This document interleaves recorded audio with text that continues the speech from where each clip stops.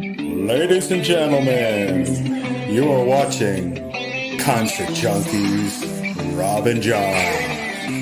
Oh, yeah. And we're live, guys. What up? Would you like to introduce yourselves?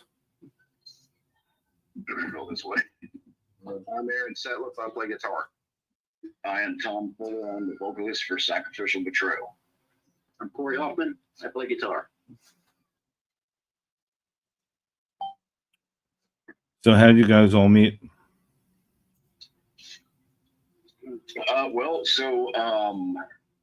We met a couple of years ago. Myself and Aaron. We met in North Carolina. At the time, I was serving in the United States Marine Corps. I served for 22 years. Been in and out of bands and whatnot throughout the years. Hardcore, some black metal bands and whatnot. And then we just kind of by happenstance, we met each other at a jam space, and it was towards the end of my career, so I was really looking for something, something to focus on. I was getting ready to retire, so Aaron and I just met in that jam space, just a free jam or whatever, and we kind of just instantly clicked. A lot of the music that you hear today was kind of birthed at that moment, And then for Corey, we met a couple of years after that. We met through our drummer. His name is Shelby. He's not here tonight with us, but what up, Shelby? Actually, Aaron met him. We were playing. Yeah, a show that we had shared the stage with, and I had also met Shelby at the time, but Aaron and Shelby kind of clicked and were talking on and off for a while, and then we kind of just restructured some things within our band, and then that's when Corey popped out. Shelby, Shelby, our drummer, he and I have been best buds since we were about 15 years old. And Shelby joined these guys and was playing me some of their stuff. And I'm like, wow, this is really good. And so I met with these guys, and we decided that I'd be a good fit for the band. And so here we are. We're all together. How did you get the name of the band, though? So I came up with the name of the band. It was a couple of years ago. Actually, you could look it up in the Urban Dictionary, but it was added in there not too long ago. So it's pretty much the act of one sacrificing something towards another, and that individual just kind of ends up betraying you in the end for whatever type of reason. That's kind of where the band name originated from. Had thrown around a couple of band names at that moment in time, but Sacrificial Betryal stuck as far as like something that actually has like a meaning that would cause somebody to think about what it means. So I'm going to ask you a fun question here that you probably haven't heard since you're like 4 years old. Okay. What's your favorite dinosaur? T-Rex. Just for the sake of being different, I'm going to go with like the Allosaurus. So since the question was, since I was 4, I'm going to go with Barney. No, I would probably go with the Triceratops, the guy with them big plates on his back. I think that Okay. counts as Stegosaurus. Yeah, Triceratops got the 3 horns. Yeah, there's like a human or Herculoids. What was that? He was kind of like that Stegosaurus. Stegosaurus has got the big plates on his back. That's the one. Ankylosaurus has got the big club for the tail. Yeah. Not your own song, but any song in the world. What song describes you? I'm gonna go ahead and say probably for me personally, I would go with Perseverance by Hatebreed.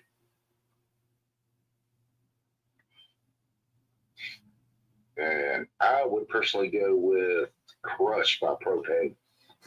Okay. I'm going to go with Jimi Hendrix's version of All Along the Watchtower.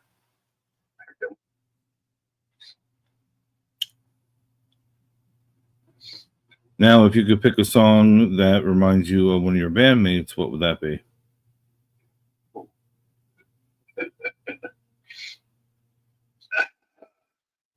Anything Twisted Sister remind me of. And I mean, anything by Propane reminds me of Aaron's for some odd reason. I mean, that was kind of like our first like click together. I was like, "You listen to Propane, dude? Oh, yes. Like, let's do it. Like, The Truth Hurts. Oh man, Compression. Oh man." I would say for me, I'm going to say For Whom the Bell Tolls by Metallica. It reminds me of Shelby because when we were kids, we were about 15, 16 years old, jamming in his bedroom, trying as best we can to play that song, and we played it horribly. And I'm trying to play that Kirk Hammett lick at the beginning, and my fingers aren't moving. It's like, it was awful. We were kids trying to play something that was way beyond our level, but we were trying. We were giving it our best shot.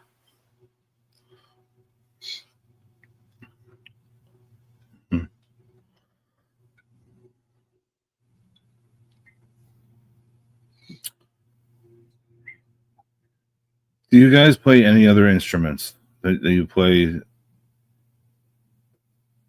I play banjo and a little bit of mandolin. I can play a little bass, but I shouldn't. I'm pretty much just a vocalist. But I can help. I can help. I'll be like, oh, dude, play it like this. Oh, what about this or whatever. So. I can play a little bit of a lot of different instruments. I used to teach guitar, so inevitably you learn to teach other instruments too, at least at the beginner level. So, obviously if you can play guitar, bass guitar is kind of an easy transition, then banjo, ukulele, mandolin. I don't claim to be very good at any of those, but I can dabble.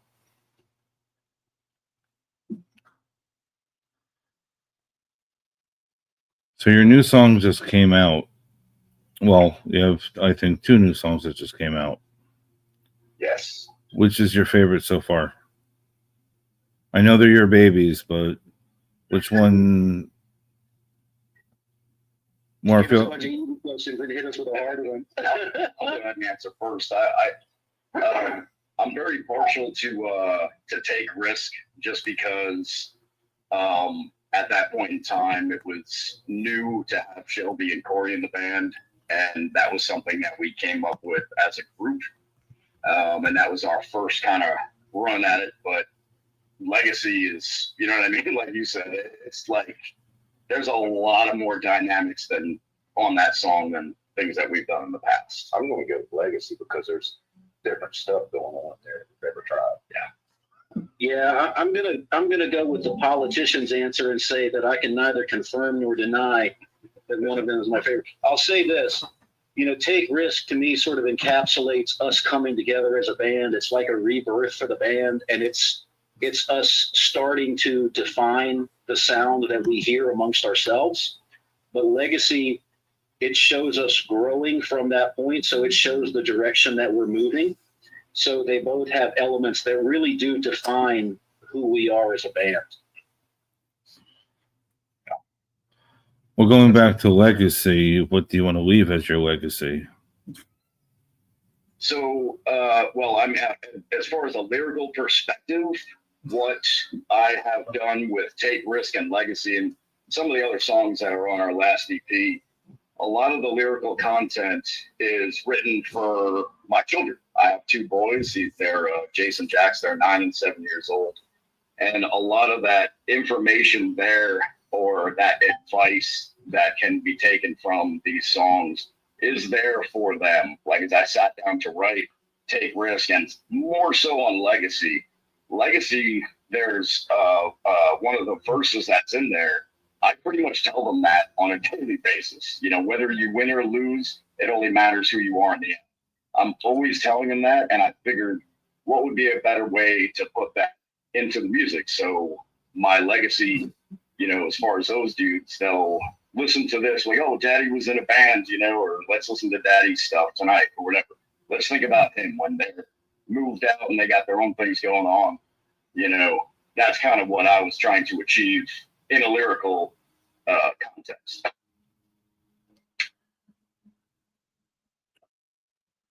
And for you guys? Aaron? I'm going to say probably pretty much the same thing, just the legacy of music that I've written over my life. Yeah, I mean, Aaron's son came out, and like he's playing guitar, and it's like, yeah, that thing where, that thing that kind of just comes together, like for that. And it's also for other people who can take inspiration from the lyrical content and what is the driving force that makes the lyrical content perform well, which is the music written by these guys. And I sort of see it as, since this iteration of the band coming together is relatively new, we're not to a point yet to where we can look back and reflect on our legacy. At this point, we're building our legacy. And so the question becomes, what type of legacy do you want to build? And I think we're trying to build a legacy that when we do look back, we see great songs with positive lyrics, positive message, and we try to leave the world and the people that we encounter in a better position than when we met them. We want people to be able to listen to our songs and be inspired. Yes.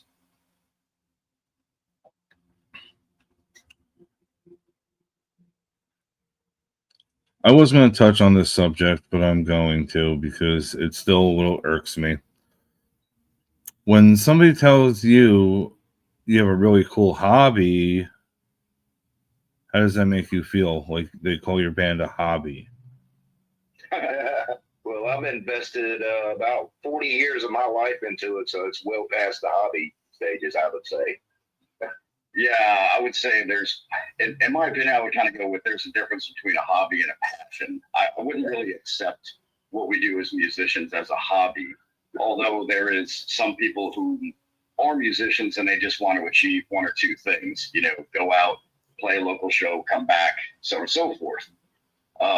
But I think the difference between that is so Aaron gave up his Harley for our touring band. We've dumped thousands and thousands of dollars into this band. It's definitely not a hobby by any means. It's a passion and it's something that we enjoy doing, and it's more of a personal situation where the things that we want to do with music is just something that I think we were generally I was doing this stuff since I was 5. Yeah. It's by far a hobby. It's a part of my personality to be doing what we do. It's in our DNA. Yeah, it's kind of that. I mean, but yeah, hobby. No, I just don't think it's a hobby, or it could be. I guess to some it can be categorized that, but maybe in a semantics type of way. But definitely not the way that we kind of go about business. This is every single day that we're doing something for this band. Aaron, the basement that we were down earlier when we had the technical difficulties, Aaron stays in that whole area. We live here together. Our bass player is moving here to this house that we're in, undisclosed location. Corey and Shelby are right down the road. We're always doing stuff. It's beyond a hobby. The reason I bring this up is because I've had several people tell me, "Oh, you have a cool hobby." I've been doing this for the last 10 years. Yeah, I would not call that a hobby. I work on this. I work on this every night. Yeah. I kind of look at it too, depending on the way the compliment is framed, will determine whether or not it's a legitimate compliment or if it's someone making a backhanded slight. Because we always sort of frame what other people are doing through the lens of what we ourselves are doing. And so, for someone who their entire livelihood is caught up in working the 9-to-5 job and pay the bills, and, that's their entire paradigm, anything beyond that can only possibly ever be a hobby. So if they say to you or to us, "Hey, that's a really cool hobby," they may genuinely mean that as a compliment. Because that's all they can ever understand what you're doing or what we're doing to be is a hobby.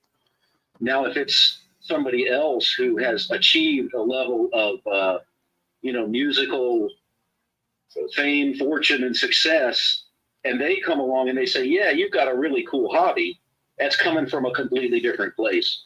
So I think it really depends on who the person is that's giving you the compliment and where it's coming from. That's a good point. I mean, yeah, that's a really good point of view. And going back to the lens, but if you keep looking through a broken lens, it's still a broken lens. Absolutely. Absolutely.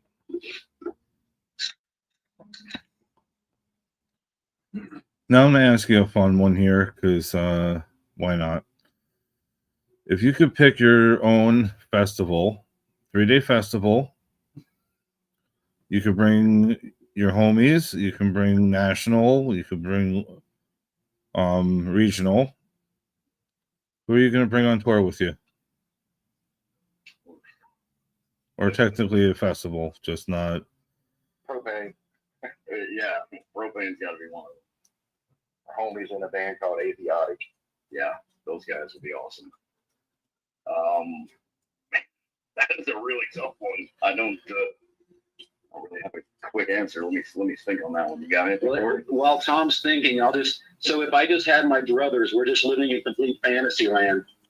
Mine would be just 3-day shred fest, full of people like Joe Satriani, Steve Vai, Ingrid Malmsteen, Eric Johnson, Vinnie Moore, all of the guitar heroes that I grew up wanting to be like.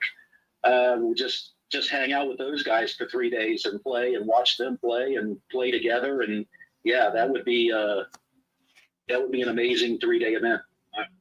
I got one. That's legit. I would probably go, because I don't just listen to one specific genre of metal. Like, I love grindcore, I love black metal, I love hardcore. I'm from Long Island, New York. Oh, okay. So I'm from Jersey. A lot of that stuff. But I would probably say if I had 3 days, I'd probably split each day. I'd probably be like a whole bunch of thrash metal bands. We're talking, maybe Warbringer, Lazarus AD, some Testament in there, maybe some Exodus in there, and then, just like flip it, like maybe have death metal in that afternoon, like Cannibal Corpse, stuff like that. And then the next day, be like grindcore. Oh yeah, go back to Suffocation, Obituary, like Pig Destroyer. I would probably just flip it like that. All the arts of the extreme. And I know some places kind of touch on that. Maybe Maryland Death Fest that I'm familiar with, but I think it could be done in all different lights of metal. Yeah. Speaking of Testament, they're actually coming out by you. I don't have the date, but I would look that up. Sounds like something we should go to. Sounds like we gotta go. Yeah. Testament, yes. And they're playing with no, I can't freaking think. But it's Testament and I'll message you later on the other band, but it's a good show. Yeah, that'd be awesome. And I would definitely need to have Vision of Disorder in there and Earth Crisis. Yes. Norma Jean.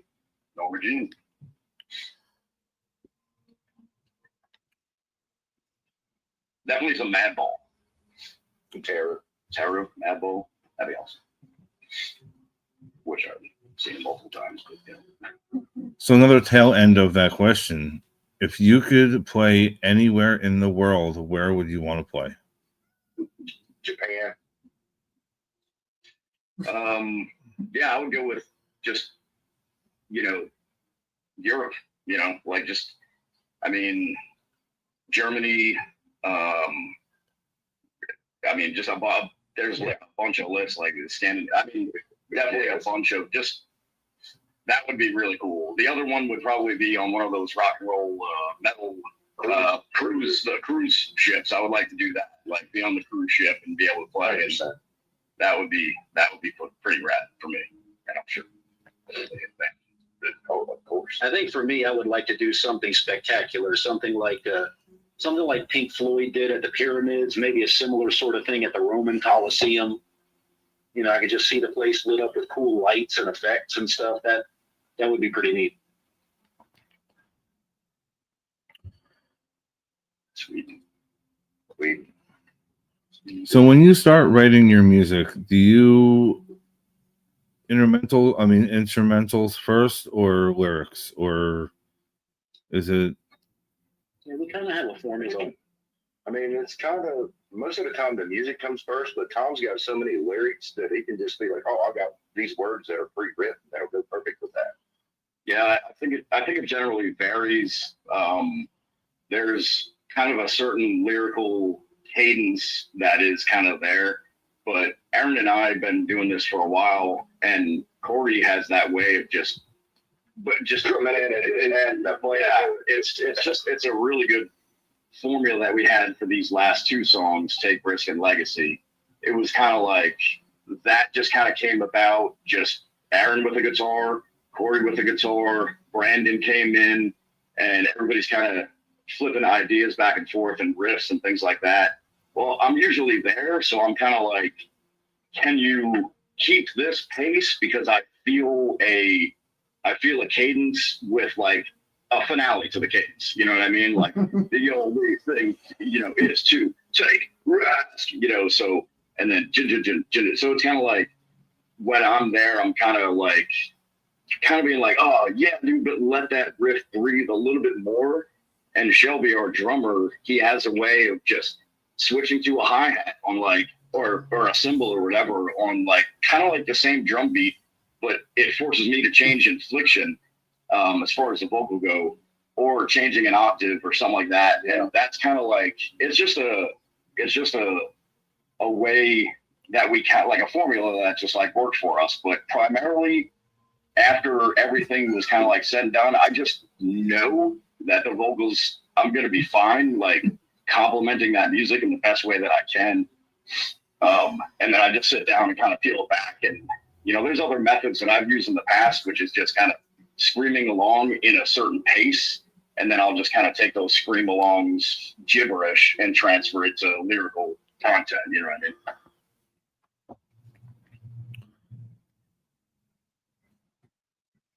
So vocally, do you have any tricks that you use to, save your voice? As many cigarettes as he smokes? Yeah. Yeah. Smoke cigarettes, and I definitely drink. But I would say when I first started out, I would just blow out my voice, not really understanding where that area is.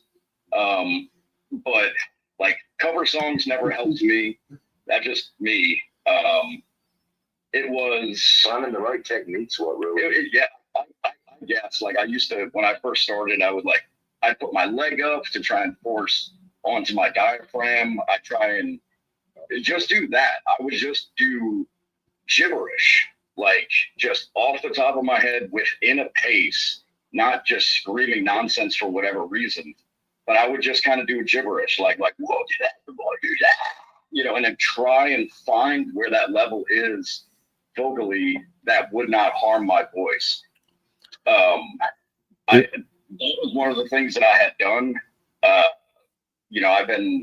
I think there is some terrible recordings out there of me making some poor attempts of doing vocals, but there was a lot of positive encouragement along the way where people were like, oh no, it's not terrible. It's not good, but it's not terrible, dude. Like, keep doing it. And I just kind of kept trying on it. I mean, there is some footage that's out there of me fronting some thrash metal bands, and being able to kind of be diverse and do extremely high pitch to mid pitch to a shout to a super low, and all the way go as far as like low growls or pig squeals, things like that, which I don't do in this band. But kind of just hearing that, I kind of just tried to reproduce it my own way.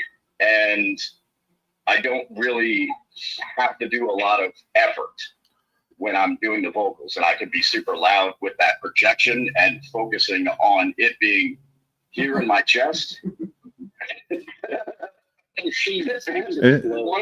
the things I do is sometimes I'll put my tongue on the roof of my mouth, and that kind of helps me with changing some sounds or whatever. But all right.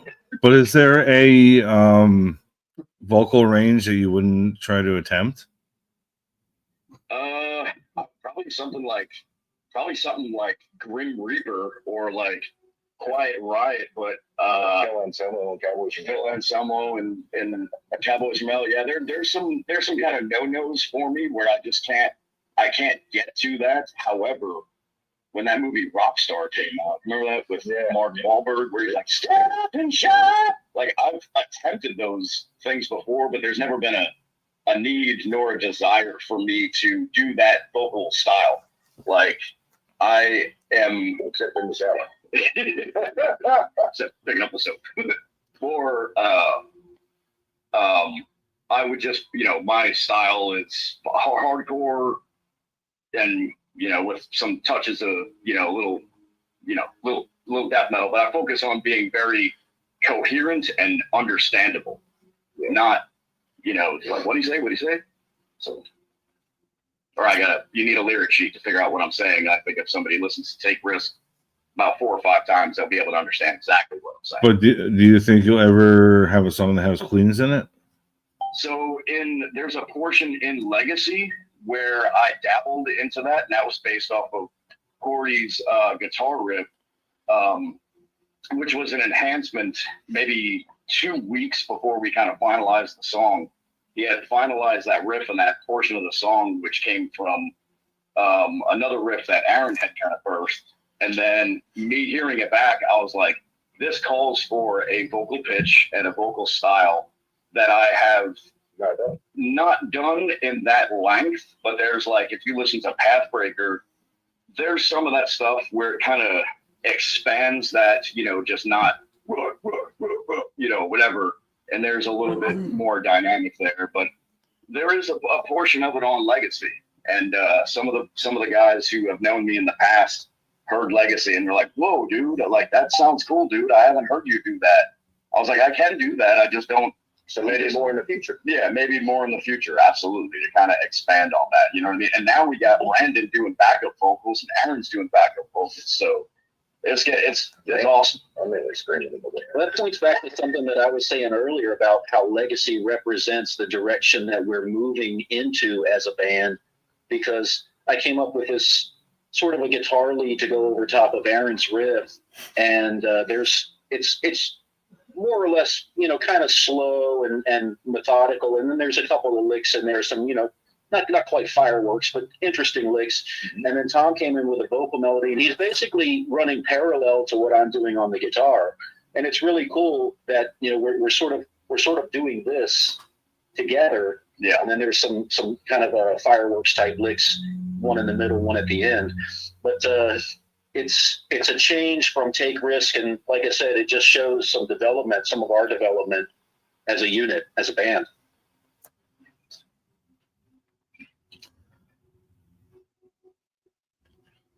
Since you've been in the industry for a long time, different projects, whatever the case may be, do you have any advice you would want to give anybody that's trying to come up now or still building? I would just say stick to it. That's the best advice I would give. If you really want to do it, just stick to it. Yeah, sticking to it. I mean, it's as we had talked a little bit earlier, where been Aaron and I for 9 years. 9 years. So, and then we were in, bands prior to us, getting together and whatnot. And, throughout the years, we've gone through trial and error, ups and downs, and Ran out of water gas. ran out of some gas for sure. And it's about that perseverance. It's about that passion to continue to move forward. As far as like social media and promotions and stuff like that, well, that stuff's pretty complicated. We're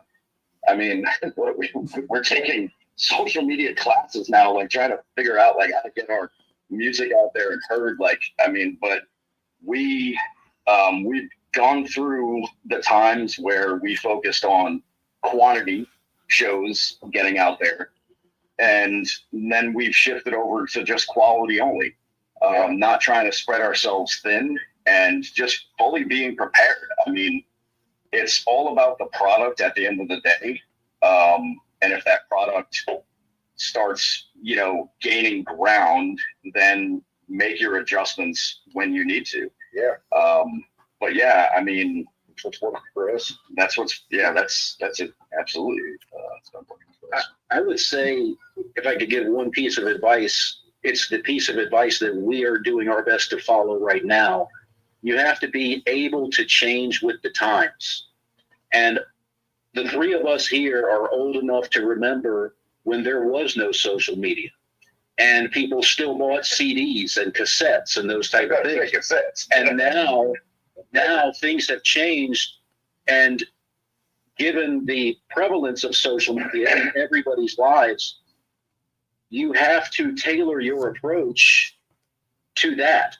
The days of everybody going out and buying your album on CD are gone. You can stream anything and everything online basically for free. So nobody is going to sell millions and millions of CDs anymore like it was in the 80s and 90s. So you have to change your approach to stay current with the times. Otherwise, you just get lost. Yeah.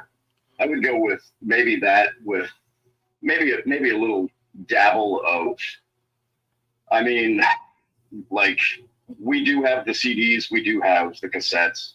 We're going to do a small run of 7-inch. Can't really see it, but I have like a mega vinyl collection behind us here. But I would say, like, there's definitely an authenticity of what is coming behind the music. You know what I mean? Like, as lyrical content, like, everything that is pushed in that direction is basically ominous dominance from every single band member of what we put out and what we have to say in that regard. Some of the stuff that's already out there is based off of my, Marine Corps career and things like that. So I wrote a lot of stuff about that. As far as giving general advice, just keep at it. Just keep doing what you're doing. I mean, whether there's one person there or 50 people there or 300 people there, it still matters. Like, you're still getting out there. That one person kind of like go tell 10 friends. Yeah, this like in right, like in Wayne's World, where he's like, and they tell another, and they tell another, and they tell another. Yes. You know what I mean? So it's like, going out there is not to be discouraged. There's definitely a lot of things out there. Paying to play is probably a topic all in itself. Yeah, let's not go there. It'll take up hours. I mean, like, pay to play, what do you call it, buy-ons, and what do you call it? It's merch cuts. It's, what do you call it? Some of it's, to me, it's very sickening, but it is what it is. But, Again, it's a reflection of the changing times. Again, like, these different levels. Like, now record companies are signing bands to a 360 deal. That was unheard of back in the day. and that's a totally another topic as well, because I'll hear a lot of shit for it, and I don't really care. Some record labels are just a bank. That's all it is. You could be on the biggest, you could be on the smallest one that just came out of nowhere. That's pretty much what it is. Yeah. I will say some of them are a bank and some of them are a liability, because all they want to do is scan money from you. So when you guys go on tour, or even just a short run, what's your gas station snacks? It's a must every time you go out. I'm more of the sweet kind of stuff. Like, I like honey buns and cinnamon rolls and Pringles. Drink a lot of Coca-Cola. I get those, like, little circle with the wax cheese thing. I think it's Baby Bell. Baby Bells, okay. Yeah, I like break those up and I just put them on like regular Lay's chips. That's really my snack of choice. I'm a candy junkie. And the hard and sour candy, I'm like sweet tarts, Spree, Laffy Taffy, Smarties, anything like that. And somebody put in the chat water, just regular water or sparkling, or don't drink water at all. Plain water. Yeah, for I mean, for me, like for some shows, I'll have warm water and ice water. So this kind of helps me with certain things that I'm trying to achieve locally. But yeah, I try and drink water. I could definitely drink a lot more, but probably like Bacardi. Yeah. Yeah. There's no open containers. I'll take sparkling water if there's a choice, but usually there isn't. Usually it's just plain water. That's funny. He says this in the chat. I actually have one right in front of me. I know I'm in a green screen, so you might not be able to see it, but I do have Liquid Death with me. Nice. I normally drink Liquid Death. Nice. Yeah, I got on a thing for a while where I drank a whole bunch of San Pellegrino. Yeah, it's good stuff.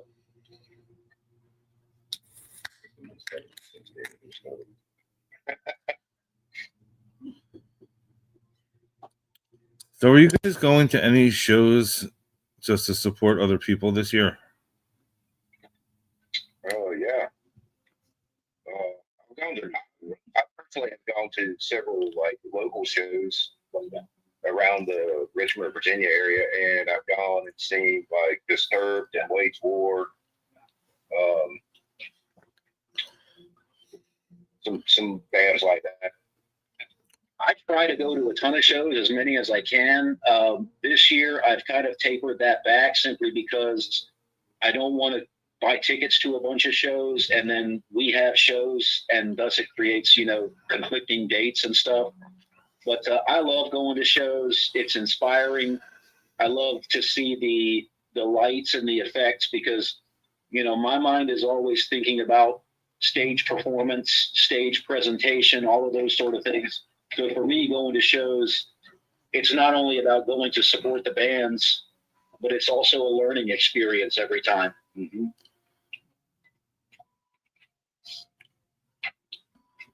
I'm off camera right now because I'm just charging this thing up. But United Blood in Richmond, that's coming up pretty soon. I'm definitely going to that show. Agnostic Front's going to be out there. Bunch of killer bands. So I was out by you guys last September. Nice. I went to Brewstock at the Rooster. At the Rooster in Gastonia? Yep. Okay. So I'm planning on coming out again next year. Nice. We played the Rooster probably 5 or 6 times. Yeah. It feels. Yeah, I'm a shout out, Mike. It feels like home. Yeah. I'm from Jersey. We drove 13 hours to go. Right. And everybody I've met while I was down there, lovely people. And I cannot wait to come back. Yeah. There's really good scenes all the way from, that we're dominantly a part of, this area where we're at here in Virginia, and then just maybe 6 hours down south. We've been up north a bunch of times too. A few times. Yeah, down to Florida. We did about 19 states. But yeah, there's definitely some really good scenes that are out there, and that's definitely one of them. So, absolutely. Is Ground Zero still a thing down there? Yes, absolutely is. We actually just played in Greenville, South Carolina, not far away from there. Yeah, we just did the Greenville, heading back down there in a couple of months. We did Total Death Fest there. That wasn't that was the year before. Yeah. Okay, yeah, you missed it. Feels like it was last year. No, it was the year before. Well, now because it's 2026. Yes. But yeah, and then we did another show. We were on. The Realm of Dead Reckoning. Yeah. Yeah, big place. Yeah, the guys from Dead Reckoning are amazing as well. Absolutely. You have a really good local scene, I have to tell you. Yeah. You You have Dying Oath. You have, what do you call it? Redefine, War Within. I mean, the list goes on. I mean, why? Yeah, really killer band. There's some heavy hitters out here. Absolutely. You have Lilac. You have, I mean, I go on. I mean, amazing bands out there. I'm definitely a big fan of End It from Baltimore. Maybe about an hour and 30 minutes from here. If you haven't listened to End It, they're awesome. I love those guys. I'll have to hit them up. I don't like I'm booking all year round. So if you have friends, send them my way. We normally do it Wednesday.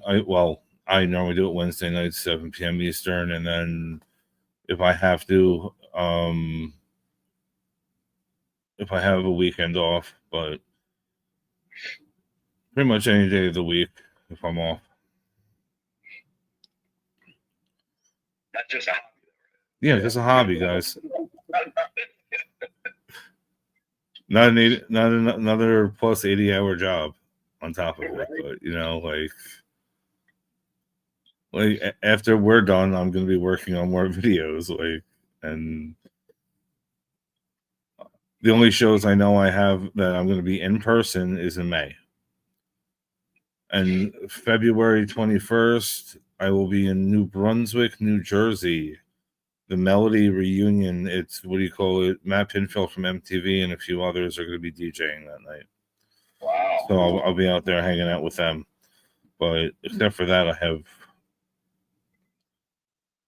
Oh, and I am probably going, at least one day, I will be at Fashion Week in New York. Sick. Nice. Take as many photos as possible and try to spend the day out there. I think it's the 11th to the 17th. One of those days, you don't know where I'm going to pop up. So definitely keep your eyes out for that one. So what shows do you guys have going on now? So speaking of the 21st of February, we have one the 20th of February. We're playing with the Killer's Confession in Wilmington, North Carolina. And then the next day, we're going to Winston-Salem, North Carolina. We're playing at this Reboot arcade place, which is super cool. We played there before. Yes. Like people that like roll in there, they could hammer out all these arcade games or whatever, and then see a kick-ass metal show. I think I've heard about that place. I don't know the name of it, but it's called Reboot. But actually, there's more than just that one. Like there is legitimately one right down the road from here, this undisclosed location that bands play at, and then there was one in Lynchburg, Virginia, and there's another one that somebody was telling us about recently. Yeah, Pennsylvania. Yeah, there's a few of these where they're like old school arcades, and you know, bands are recovering music. Yeah, they're pretty cool. It's a great idea. But yeah, we're gonna throw down in that place. And the week after that, we're in Asheville, North Carolina. We're in Asheville, North Carolina, and then we're going to Georgia. And then I don't think we are allowed to release just yet. But there's some big shows. There is some mega festivals that we can't release that information now. Whatever the stuff, whomever is, listening, like we have all the social media stuff. Keep your eyes on and keep your eyes to check that one out for the big ones. But other than that, and again, they're not released yet either, but there's two other 10-day runs that we're working on. So we're just waiting for like 3 more venues before we release. So. All right, before I let you guys go, do you want to say anything to your fans? Thanks for checking us out. Thanks for coming to the shows, buying our merch. Tell all your friends about us. Share us. Yeah, we have an online store. We are a part of Broken Curfew Records, so shout out to them. There is an online store that is on TeePublic. That site grab is on all our social media stuff. as well as just DMing the band if somebody wants to represent what we have, as far as our brand, which is Doubt Kills Dreams. So that is something to look. It's kind of like I don't know. Maybe I'm a nerd, but that's kind of like the Easter egg thing that I've been doing in the music. There is multiple songs that have that in it. So like Take Risk has it, Legacy has it, and then the next, which I can't release that information either, but the new music that we do have has that in it as well. So, but that is that, and we have some new designs and things like that. And like we were saying earlier, we got 7-inch for Take Risk and Legacy. That's going to be available. So people can just hit us up. We do have an EPK. That is sacrificialbetryal.com. And everything else is on all our social media sites. Thank you all for listening. Take risks and create your legacy.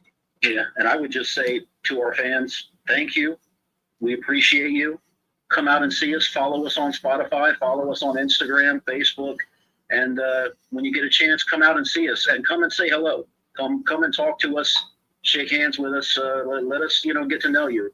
And, because we're all about getting to know our fans personally and establishing that connection. So come out and see us. And, let's be friends.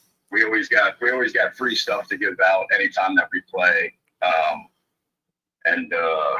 We'll see what things say. Oh yeah, every single interaction helps. Every time somebody is sharing something that we got going on, somebody is sharing it to their friends, sending it, DMing somebody about us.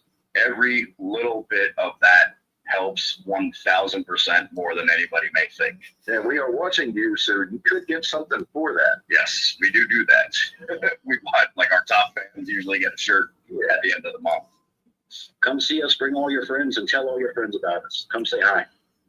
And please do not forget to follow them on YouTube as well. Hit that subscribe button.